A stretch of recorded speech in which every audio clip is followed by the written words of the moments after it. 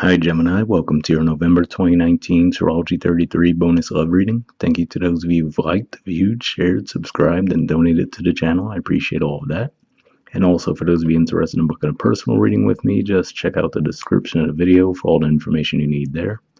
As for what we have in front of us, this is a spread I call the Bridging the Gap spread, and the way it works is the cards on the left side here represent your energy toward the connection with your main love interest. Cards on the right side represent their energy toward the connection, and these are the past energies, present energies, future energies. Then when we get through all those, we'll actually pull some oracle cards in an attempt to gain some additional insight. That's where the Bridging the Gap dynamic comes into play.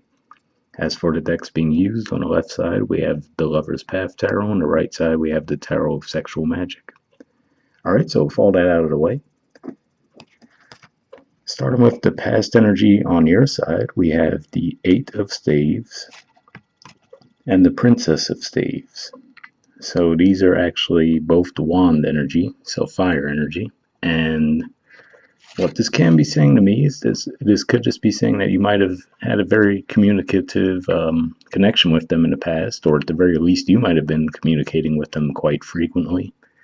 And with the Princess of Staves energy, which is the equivalent of the Page of Wands, this can just be saying that you might have had a bit of a light, playful attitude toward the communication with them.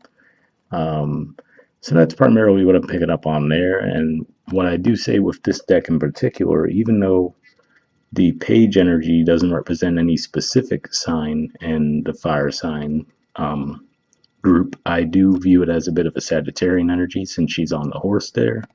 So this can just be saying that, with Sagittarius being your seventh house, that might have been the viewpoint that you had of them. You might have saw them as someone that had the potential to be a long-term relationship partner for you.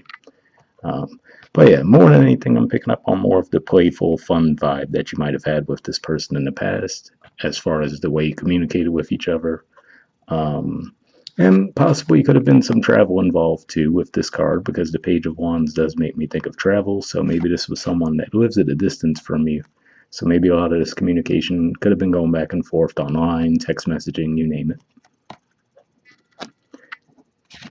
Past energy on their side, we have the Nine of Chalices. So this is the Nine of Cups. And on the one hand, this is a Pisces energy for one, so some of you might be dealing with a Pisces. Another way this could be playing out as well, though, could just be saying that it could have been mutual as far as the attraction between the two of you, because the Nine of Cups card is often referred to as the wish card at times. So, it could just be saying that the two of you are really into each other. But another way this could play out too is the Nine of Cups energy is very receptive, but it could get a little bit tricky for a Gemini, especially, think of the Nine of Cups in the traditional tarot. It's a person with their arms crossed, right? And they have the Nine Cups behind them. So it's one of those energies where on the good side of that, you could say, yeah, they're receptive, but on a negative side to it too, I always point out that their facial expression looks a little bit smug. So it can just also cross over into a bit of a, entitlement type of viewpoint. So this might have just been one of those things where they might have let you do a lot of the heavy lifting, right? With the expectation that, I'm just going to let Gemini do all the work, right? So, and people sometimes overlook this with Geminis, but your fifth house is ruled by Libra. So when it comes to romance, you guys do like that balance. You don't like to just feel like it's just a one-sided thing. So that could have been what was taking place with the two of you in the past. The present energy on your side, we have the King of Arrows. So this is actually the court card for Aquarius, but of course, since you guys are also an air sign, this could easily just be pointing the air energy in general. But if we throw in the Aquarius vibes into the mix here, though, this could just be saying that maybe now you've detached from them a little bit. And like we said, that could have been why, right? Where maybe, you might have felt like you were just doing a little bit too much of the work and they were just sitting back waiting for you to do more and more and more. So maybe this is you just detaching from it a bit. For you guys, Aquarius is also your ninth house too, though. So this could just be saying that he might be trying to look at things from a higher vantage point now, because if we do look at him, it looks like he's sitting up at the top of a mountain, right? So this could just be saying that you're trying to look at the connection from a higher standpoint and maybe try to figure out what to do next. I do have to say, in a more negative sense, with the fact that this card is named for Adonis, this could just also be saying that for some of you, this might be saying that, you know, you might take on a bit of a snobbish attitude too. So kind of the way that they had that entitlement angle going, now it could be you that's kind of in that. Like, oh, whatever, they have to come to me now, basically, you know what I mean? So I do have to at least say that for some of you, that could be the possible issue going on here too, because he also has his back turned to the cards on that side too. So this could just be saying that, you know, you might have been putting in a lot of the work in the past.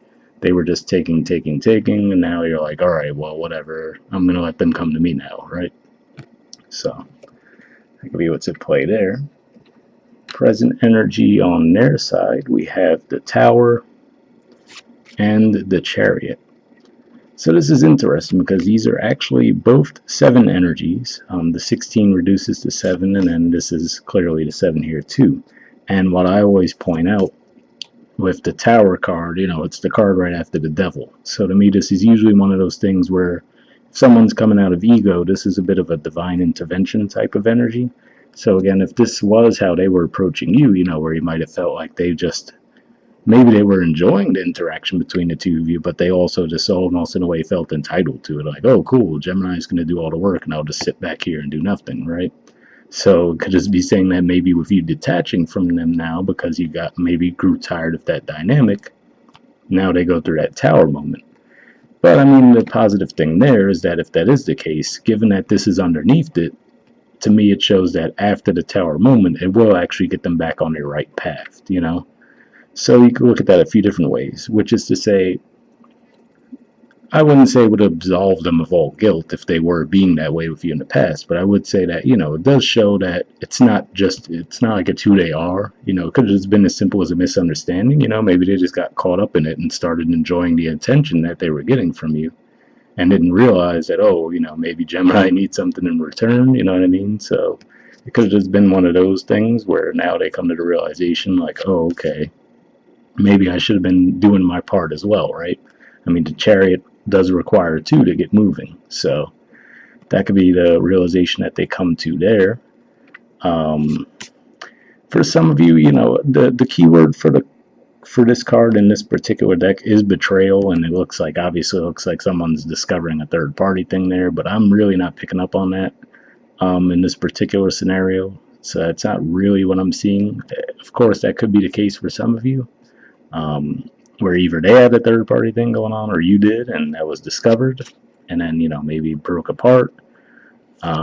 This can't even say maybe someone else they were dealing with, since, you know, the 9 of Cups can also just be saying they might have been getting a lot of attention.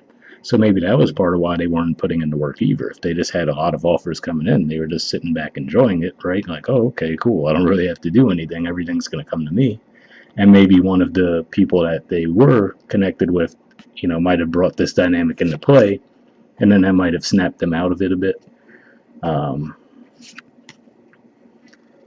And for some of you, you know, maybe this is even saying that the two of you were connected, things were going well, and they might have been the ones who broke up with you, and maybe they moved away, right? With the Chariot, could represent some travel there as well, and then that left you in that King of Swords energy, where you might have been, you know, trying to detach a little bit and think about what in the hell happened, basically. But I think that's least likely. For most of you, I think this is really just like a realization they might have gone through, and like I said, it gets them back on their right path. So it seems overall fairly positive, even though, you know, you rarely say that with the Tower, but given that it's paired with the Chariot and the Chariot being right underneath it, that's what I see. I just see like the flippity energy. And again, like I said, probably wasn't intentional when they were doing this in the past either, so that's pretty positive. All right, in the future position on your side, we have the 3 of Cups. So this is a Cancer energy. This is also an energy of, I view it as a mixture of the Moon and Pluto, which to me is like, all right, Moon is emotions, and then Pluto could really lend to that long-term stability, you know, something that you really stick with. And so that could be what's going on here. This looks like a celebratory vibe, so I do feel that this would definitely reflect the scenario I was talking about where maybe they just go through a tower moment in one way, shape, or form, but it gets them back on the right path. So maybe that also gets your connection with them back on the right path as well. So this is definitely a celebratory atmosphere with this card. Um, and it also represents taking initiative to build something long standing as well, because it's a mixture of cardinal and fixed energy. So it's like cardinal is taking the action, fixed is building something that'll last. And what's interesting about that is on their side,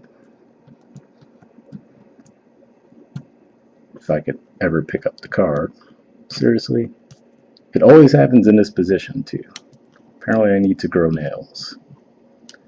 Wow, this is kind of ridiculous though. All right, there we go. In the future position on their side, drum roll, we have the Three of Pentacles. So this is actually a Capricorn energy. So what's interesting there is we have the opposites, right? You have the Cancer energy on your side and the Capricorn energy on theirs. And again, it's also three energy. So that would be, again, the mixture of the cardinal and fixed energies. And to me, this is a combination of Saturn and Venus energy. So this can just be saying that this is them now actually making an effort and putting in the work to help build something stable with you, which is obviously pretty cool, right? So looks like you guys are definitely a lot more on the same page there in the future energy. So that's primarily what I'm picking up on. And just can't even say that to an extent now that it is them, in a way returning the favor, right? Because if they're coming with that Capricorn energy of putting in the work, and now you're in a bit more of the receptive energy with the Cancer energy there, it looks like, that could be things balancing out in that regard too. And not in a toxic way though, because these are both, pretty positive cards, those threes. So where there might have been a mismatch in the past, even though, yes, they might technically be the ones putting in more work or at least initiating it, it looks like you guys are going to just be a lot more balanced in the future. All right, and then as for what's at the bottom of the deck, on your side, we have the Ten of Spades. So this is interesting because this could play out a few different ways. This can just be pointing to the fact that you might have started to feel like it was a burden in the past, where, like I said, maybe you were just coming at them with this fun, playful energy, and maybe it was enjoyable for both of you for a while, but then you might have felt like they were just never really giving back. So that might have been what caused you to detach. I definitely don't really see this as playing out more in the future energy. So that's what makes me think it's probably more for the past for some of you. Another interesting thing with this too, though, is the fact that this is a card that represents the last 10 degrees of Sagittarius, and Jupiter is actually making its way through those degrees on its way to Capricorn in early December. So this can just be pointing to, this could just be saying that these were the final lessons, quote unquote, that you had to learn regarding seventh house matters. And like we always say, usually on Jupiter's way, when it's on its way out of a sign, it will leave some blessings behind if you put in the work. So could just be pointing to that there. And maybe even just pointing to a timeline as well. Maybe saying that, as we move into Sagittarius season in December, maybe that's when you'll see these things play out. And the bottom of the deck on their side, we have the Knave of Chalices. So more water energy. So you definitely could have been dealing with a water sign and maybe a Pisces, since that's the one specific sign mentioned there in the main spread. But what stands out to me with this is that this is definitely going to represent some communication on their part. And it looks like there's frustration there, right? I mean, if you look at his face, he has that, whatever it is, scrunched up in his hand. It looks like there's paper in the background, like he's been trying to write messages to you, So, can it represent a handwritten letter? Yeah, I mean, I suppose that's still possible in 2019, but this could just be someone who's been thinking of what to communicate to you, and maybe they're getting frustrated, and if that's the case, I do, my eyes are drawn to the full moon there, so maybe around the time of the full moon in Taurus, maybe that's when you received a communication from them. But yeah, that's what I'm picking up on there. It's like they want to communicate, they want to come in and communicate, and maybe the frustration is due to the fact that maybe they did go through that tower moment. Like I said, whether it's just a matter of because you detached from them, or maybe there was something else they had going on with someone else that fell apart. And then this could just be the Mercury retrograde vibes playing out too, right? Where people from the past do come back to communicate, and then there might be some confusion around the communication as well. But overall, I do see this as fairly positive as well. I don't really think the two of you can have much animosity or anything, but we'll see if the oracle cards say differently, right? So first we'll see if we could get some messages from the Mystic Moon Oracle deck I have here. And for those of you who haven't seen this type of reading from me before, what I do is I pre-shuffle the deck before we start recording. And then I'm actually looking for jumpers here. And first I'll be looking to see if there's any unspoken messages from you to them, and then from them to you. And what I do is if I shuffle for a bit and nothing's coming up, I just take that as a sign to keep it moving, since it is just a general reading. I won't like force it or anything, or pull from the top or whatever. So let's see if we get any unspoken messages from you to them.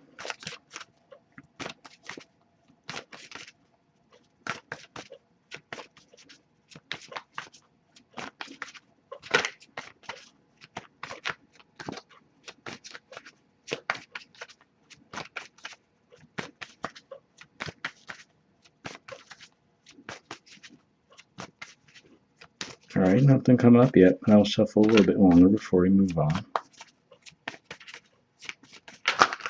Almost had one there.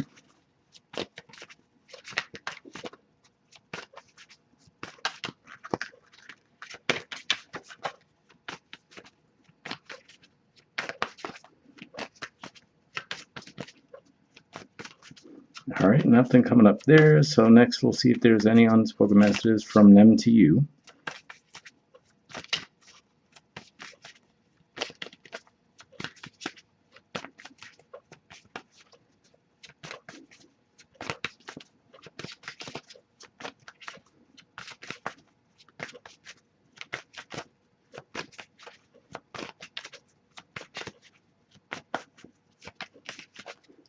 Looks like nothing's come up though. Spoke too soon. We did get one. Alright, so let's see what we have. It says, how could you still love me after all I've done? So, I do have to say then, for some of you, it's at least possible that this could have been something where, maybe they did introduce some kind of a third party dynamic into the situation, and maybe that is what caused you to detach. I didn't pick up on that necessarily, but I mean, I do have to say, if we think about Pisces as 12th house energy, and like I said, the downside of the Nine of Cups energy can be someone who's a bit, who feels a bit entitled. So they're like, oh, I'm just going to let everything come to me and not really concerned about what they're giving back, right? So that can be the way it played out for some of you. But really, honestly, the main vibe that I'm getting here, yeah, that can be the case for some of you, of course, but for the majority of you, I don't even feel like they really, like, I'm really not picking up on a third party thing here. I just feel like this is someone who maybe just realizes that, okay, I was letting Gemini do all the work here, right? And like I said, maybe you detaching just led them to that tower moment, and maybe they just feel real guilt around that. So I feel like that's more likely. But again, like I said, yes, obviously it can be possible that for some of you, and you would know, I feel like, I don't think it would be a surprise. I think you would know if this person actually did do something. So something to keep in mind there. All right. And lastly, we'll see if we, what messages we get from the Wisdom of the Oracle deck here. Same situation. I did pre-shuffle this one. And then we're just going to be looking for one card here, and then we'll wrap up.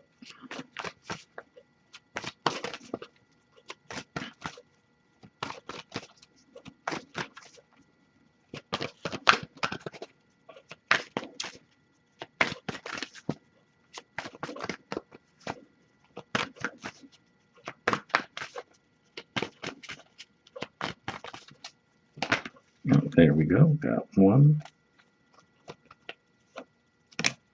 All right. It's the Fates. Oh, sorry. Let me hold it up. There you go. There's the artwork for it, and the number is 17.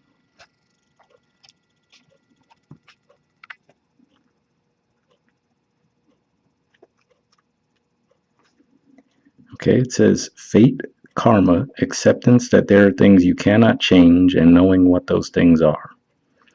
The Oracle's message. The Serenity Prayer sums up the meaning of this card. God grant me the serenity to accept the things I cannot change, the courage to change the things I can, and the wisdom to know the difference.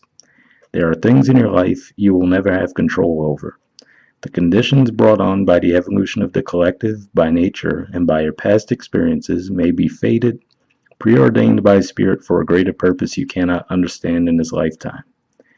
It may not be in your cards to understand why certain events occurred, but you can accept the mystery and work with what those events and your current circumstances have to teach you. This is the wisdom contained in the Serenity Prayer. So interesting there. I mean, in a way, I can see where that does relate to the main message, because especially if this was some kind of a tower moment in the present, right? No one ever really sees those coming necessarily. But it's weird as far as I almost feel like that would be a message that more that resonates for the person on this side. So interesting dynamic there. As far as the relationship message, it says other people are who they are. You can't change them. The challenge is to accept them as they are and not try to make them otherwise to suit you. This is a time to look at how you attempt to mold people to fit your view of how they should be so you can remain in a relationship and avoid discomfort. What if who they are and whatever is happening between you and them in this situation is perfect from the perspective of Spirit? Now is the time to accept what you cannot change, even if it means that you honor yourself, Spirit, and the other person by moving on. Love unconditionally, for each of us is on our own journey and we cannot direct that of another. Be aware that this relationship is indeed fated, and you are meant to evolve into a better version of yourself as a result of it. So again, interestingly enough, I can see where this could tie into the reading, but that sounds, again, more like a message that would apply more to the person on this side. Like I said here with the, particularly it makes me think of the tower moment, where, like I said, they go through that tower moment, but it seems to get them on the right path with the chariot energy right beneath it. And like I said, those are both 7 energies there. So pretty interesting. But maybe what this is also saying for the people on this side too is to say, maybe to watch out for that tendency to be controlling, right? Where with the King of Swords energy in the present, where it's saying if you might detach in a way with the intention of forcing their hand in a way, then is that necessarily healthy? Probably not, right? So maybe that's what it's saying there. And also as far as timing, where it could just be saying that this is something that the person needed to go through anyway. So, it's just bigger than the connection between the two of you. They needed to go through this tower moment to get back on the right path with the chariot, right? And then if you could just accept that and not hold grudges, right? Then this is where you guys could end up with the Three of Pentacles, the Three of Cups, where you guys are actually building something stable together. So maybe that's the main thing it's saying there too, is, rather than try to take this so personally, try to be open with them if they come back around, and you guys should have some success there. That's what I'm picking up on there, but we'll wrap up there. Overall, pretty good reading. Like I said, even though we have the tower, and this is a bit of a weird message as well, but we'll wrap up there, and I'll see you all next month. All right, bye.